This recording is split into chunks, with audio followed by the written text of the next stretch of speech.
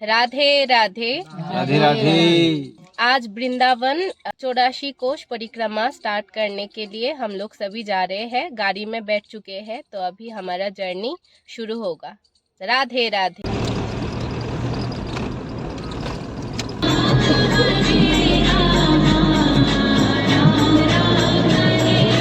First place है दीग महल। तो ये भरतपुर के राजा सूर जमल द्वारा निर्मित है। राधे राधे गोविंदा, ओ राधे राधे गोविंदा, गोविंद राधे, ओ राधे राधे गोविंदा, गोविंद राधे। इस महल के अंदर है हनुमान जी का टेम्पल, जिनके कंधे पे है राम जी और लक्ष्मण जी, और नीचे है पाताल देवी। हनुमान जी के पैर में जो वेन्स है वो भी दिखाई दे रहा है, और हाथ में है संजीवनी बूटी। इसे जल महल की नगरी दीग महल भी बोला जाता है। यहाँ पर 2200 फव्वारे है, जो किसी भी इलेक्ट्रिसिटी के बगैर जलता है। इस पानी से इसको चार्ज मिलता है, और ये बहुत प्राचीन महल है। हम पहुंच गए हैं लक्ष्मण मंदिर।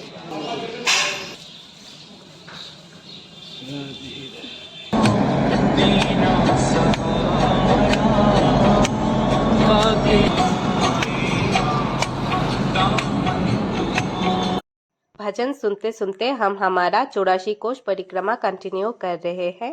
अभी हम जा रहे हैं लक्ष्मण झोला, गंगोत्री और यमुनोत्री।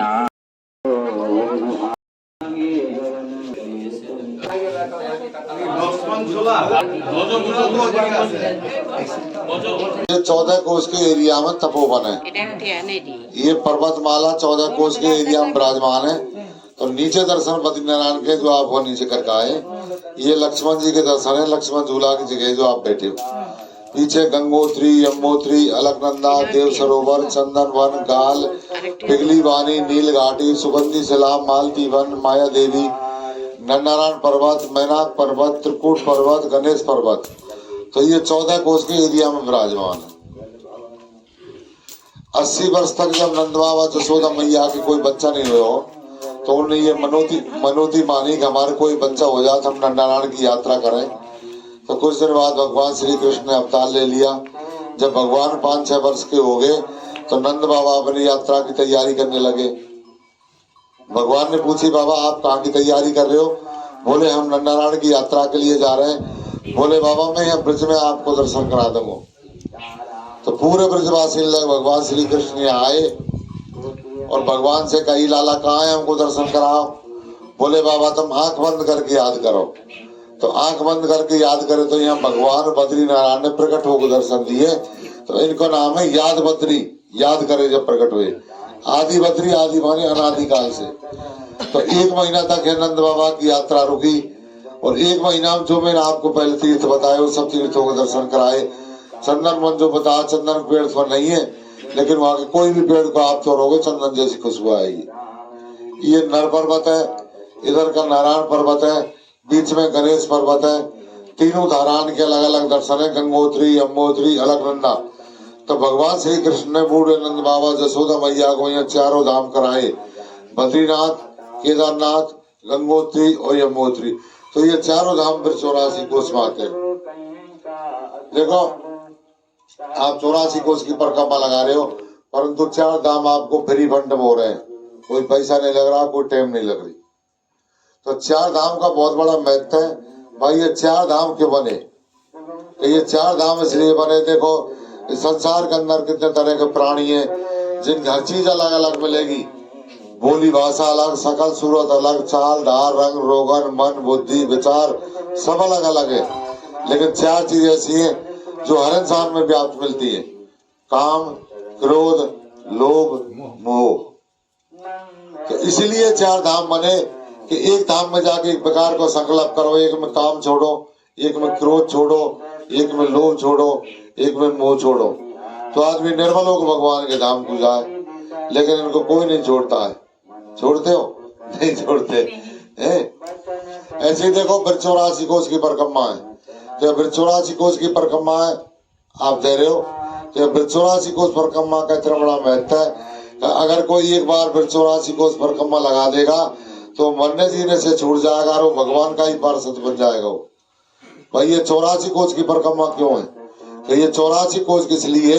हमारा जो शरीर है ये 84 अंगुल, इनसे अंगुल बोलते हैं, ये 84 अंगुल का शरीर है और 84 कोष की परिक्रमा है, 84 लाख की जोनी है।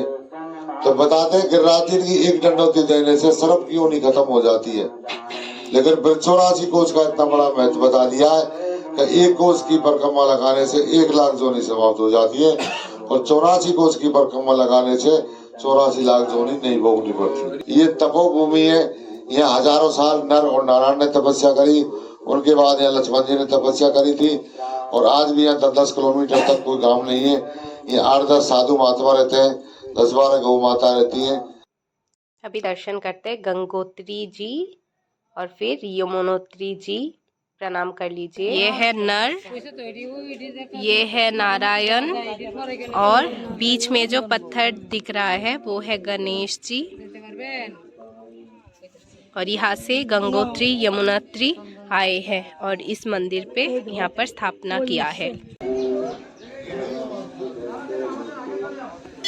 अभी हम आ पहुँचे हैं माँ मनसा देवी मंदिर पे। उसके बाद हरिकेशव महादेव दर्शन कीजिए। यहाँ पर गोमुख है और वर्षा के टाइम में यहाँ से गंगा मैया बहती है। अभी ये पूरा सूखा है। नेक्स्ट हम आ पहुँचे हैं आदि बद्री धाम में और यहाँ पर हम करेंगे अभी भगवान जी का दर्शन और भगवान को आप प्रणाम कर लीजिए। और यहाँ पर शिवलिंग भी है, जगे हुआ है और उसके साथ यहाँ पर वैष्णो माता जी है। यहाँ पर बहुत कलरफुल मार्बल पत्थर से यहाँ पर मोज़ाइक किया हुआ है, बहुत खूबसूरत स्थान है केदारनाथ। यहाँ पर है राम लक्ष्मण सीता मैया। ऊपर जाके पत्थर के बहुत ऊपर हमें केदारनाथ भगवान शिव जी का दर्शन करने को मिलेगा। तो हम अभी सीढ़ी चढ़ रहे हैं। यहाँ पर अराउंड 370 सीढ़ीज है, तो हम सभी पैदल चल के वहाँ पर उठे। अगर कोई वृद्ध है, उनको तकलीफ है, तो कंधे में सवारी भी है, ऐसे बैम्बो का स्टिक है और बैठने का है, आप उससे भी सवारी करके ऊपर जा सकते हो। तो मैंने अंदर का जो पत्थर के नीचे वीडियो करने की कोशिश किया, लेकिन मैं ऑपोजिट साइड में थी तो मेरा वीडियो शूट नहीं हुआ है यहाँ पर, तो इसके लिए एक्सट्रीमली सॉरी, मैं नहीं दिखा पाई। अभी हम लोग पहुँच गए हैं चरण पहाड़ी। तो मेरा फीवर भी है, कब से आने से पहले से ही फीवर है, रनी नोज है, थ्रोट पेन है, बातें ऐसा ही है, ऐसा ही चलेगा शायद 1 महीना। कहाँ पर चरण है? ओ तो हो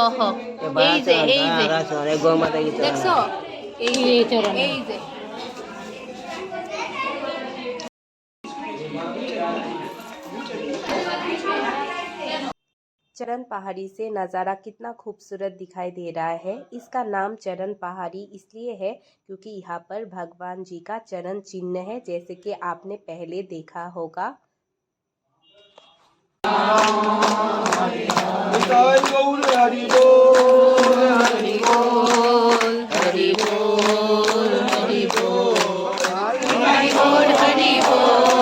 तो अभी हम आ पहुँचे हैं श्री कृष्ण जी की फिसलनी शिला में। इसका नाम फिसलनी शिला इसलिए है क्योंकि भगवान श्री कृष्ण और उनके सखा सभी यहाँ पर आके ऐसे फिसलते थे। अभी मैं भी जाने वाली हूँ।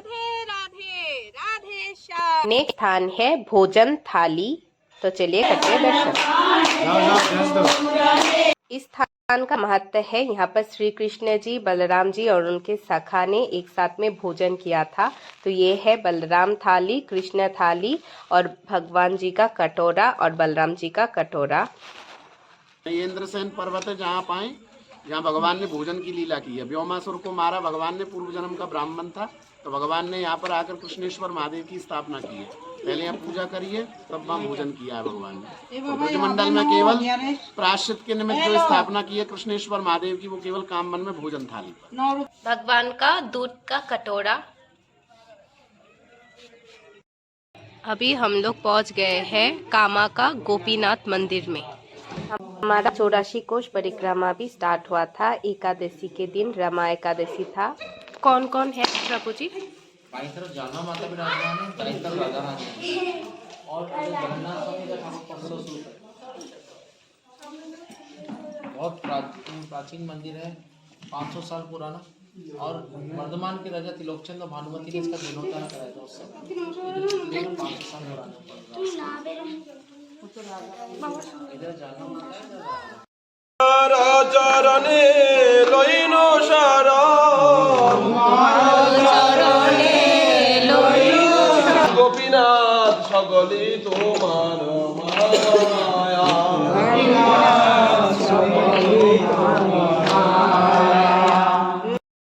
पांचों ने काम्य मन। यहाँ साक्षात ठाकुर गोपीनाथ महाराज विराजमान है। ठाकुर जी के बाईस तरफ जानी माता नित्यानंद महाप्रभु के सैदन में इस स्थान पे ठाकुर ने हाथ पकड़ के जानी माता को अपने अंदर लीन कर लिया था। स्वयं राधा रानी ने प्रकट होकर के इनको बाहर स्थान दिया, अलग मंदिर इनको बोला। ऐसे ठाकुर की यहाँ पर लीला। बोलो गोपीनाथ महाराज की जय। जगन्नाथ स्वामी विराजमान है जो जानी माता के साथ यहाँ पर पधारे थे। तब से 500 वर्ष से यहाँ पर इनका नित्य सेवा पूजा हो रहा है। राधा माता ठाकुर में लीन हो गए थे, तब से इनका नित्य सेवा पूजा यहाँ पर हो रहा है। इधर ठाकुर का उत्सव स्वरूप विराजमान है। नवमी के दिन तो ठाकुर जी होली खेलते हैं बरसाना के अंदर, और एकादशी जो आती है होली के पहले उसके दिन यहाँ पर ठाकुर जी होली खेलते हैं। ठाकुर जी रथ में विराजमान होकर पूरे कामन में निकलते हैं। ऐसे ठाकुर की दिव्य लीला है। लाखों भक्तजन आते हैं यहाँ पर। ठाकुर दूध की देवी की लठवा खूब दूध उछलता है, खूब देवी उछलता है। इस प्रांगण में लाखों भक्तजन रोज चक्कर लगाते रहते हैं और रथ में विराजमान होकर ठाकुर फिर होली खेलने के लिए बाहर निकल जाते हैं। इतना हो जाता है तो ठाकुर को निकलना पड़ता है बाहर होली खेलने के लिए। फिर बाहर निकल के पूरा कामन का परिक्रमा लगा करके आते हैं। ऐसे ठाकुर की लीला है। इन ठाकुर के दर्शन करने का एक महत्व यह है कि 4 धाम की यात्रा का फल मिलता है। ऐसा क्यों? क्योंकि इन्होंने एक हल्की सी हंसी से पूरे कामन में 84 कुंडों के रूप में सारे तीर्थ प्रकट कर दिए थे। और जो उत्तराखंड के तीर्थ है बद्रीनाथ, केदारनाथ, जमुनोत्री, गंगोत्री, वो भी ठाकुर ने यहाँ प्रकट कर दिए थे अपने नंद बाबा यशोदा मैया के लिए, क्योंकि वो वृद्ध हो गए थे तो उनको दर्शन करने के सारे तीर्थों को ठाकुर ने यहीं बुला लिया था। बोलो गोपीनाथ महाराज की जय। ठाकुर जी के सामने पंचमुखी हनुमान जी को यहाँ पंचमुखी स्वरूप के अंदर दान किया ठाकुर जी ने, और ठाकुर जी लीला कर रहे हैं यहाँ पर। बोलिए बोलिए आप बोलिए। ठाकुर जी को गोपियों ने कहा कि आप यहाँ पर बैठ जाइए, और गोपी वेश धारण करा दिया हनुमान जी को भी। 10 नेत्रों से ठाकुर की लीला के दर्शन करें, और गोपियों ने कहा 5 मुख से ठाकुर की लीलाएं गाओ, लोग राज कर रहे हैं। ऐसा हनुमान जी का स्वरूप यहाँ पर कर दिया। उधर शिव जी महाराज व्याकुल होकर के अपनी जटाएं खोल करके तो चोटी बना ली, और गोपियों से कहा कि हमें वस्त्र दो। ऐसे ठाकुर गोपीनाथ है जिनके दर्शन करने के लिए शिव जी महाराज ने गोपी रूप धारण किया। ऐसे गोपीनाथ महाराज की जय। अभी हम आ पहुंचे हैं 84 खंबा, जो कि माना जाता है भूत के द्वारा निर्मित है, क्योंकि ये रात ये रेडी हो चुका था। तो यहाँ पर 84 खंबे हैं, लेकिन गिनती करने से बहुत कम लोगों को ये 84 मिलता है, नहीं तो इससे ऊपर या नीचे गिनती में होता है। अभी मदन मोहन जी के टेम्पल में आ पहुँचे हैं। यहाँ पर आरती हो रहा था, इसलिए हमको भगवान जी का दर्शन हुआ, लेकिन अंदर कोई भी फ़ोन या वीडियो ऐसा करना अलाउ नहीं था, तो इसलिए मैं शूट नहीं कर पाई। नेक्स्ट हम गए हैं श्री कामेश्वर महादेव के टेम्पल पे।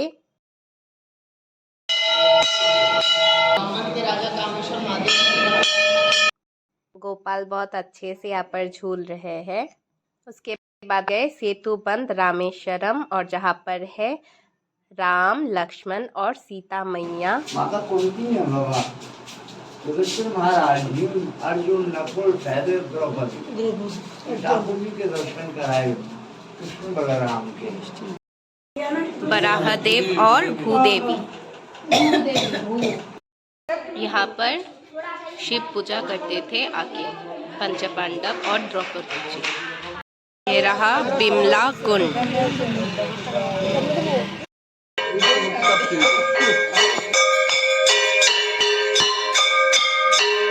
ये है विमला देवी के चरण। अभी हम आ पहुँचे श्री कृष्ण चैतन्य महाप्रभु मंदिर। अभी भी हमारा जर्नी कंटिन्यू है। 6:15 हो गया है शाम के। तो अभी हम लोग पहुँच गए हैं कदम खंडी, और यहाँ पर अभी संध्या आरती हो रहा है, तो हम लोग आरती भी अभी दर्शन करेंगे।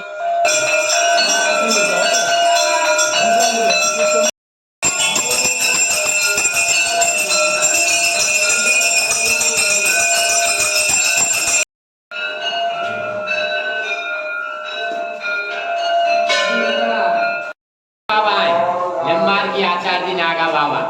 कृष्ण भगवान है और साथ में राधा रानी। ये हमारा लास्ट दर्शन स्थान है आज के लिए। 7:20 हो गया है तो हमारा जर्नी ख़त्म हुआ, अभी रूम पे आए हैं। तो ऑलमोस्ट हमको 12 आवर्स लग गए इस परिक्रमा को कंप्लीट करने में। राजस्थान में आज हमने सब मंदिर दर्शन किए और स्थान भी। राधे राधे।